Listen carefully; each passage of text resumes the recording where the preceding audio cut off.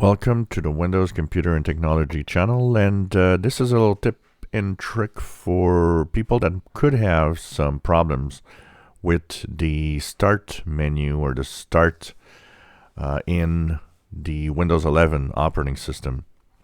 There is a way to restart the Start menu if you have some issues, if it doesn't respond or just frozen. And one of the easiest ways is if you have a non-responsive taskbar with Start menu or it just doesn't show, what you could do is simply use one simple key shortcut that I'll actually also post in the description.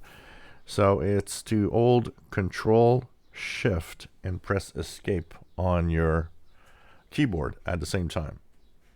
Once that happens, you will have actually the Task Manager show up.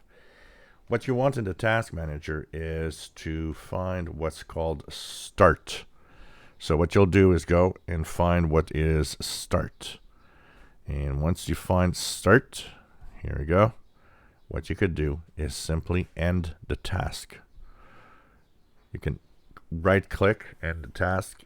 You can, of course, do all of that. Once you end the task, it's going to restart the task. So the start menu hopefully is going to come back more responsive. This is one of the ways. You can also right click Start. So in the same task manager that we were, once again, Control Shift Escape. You can of course also right click. So if you want to restart the Start menu, simply go back to Start, right click Start, and you see you have an End Task button. Once again, this is going to end the Start, but it's going to restart it immediately. So your Start menu should actually come back to life and work if something isn't right on Windows 11. This trick also works on Windows 10, by the way. If you enjoy my videos, please subscribe, give us a thumbs up. Thank you for watching.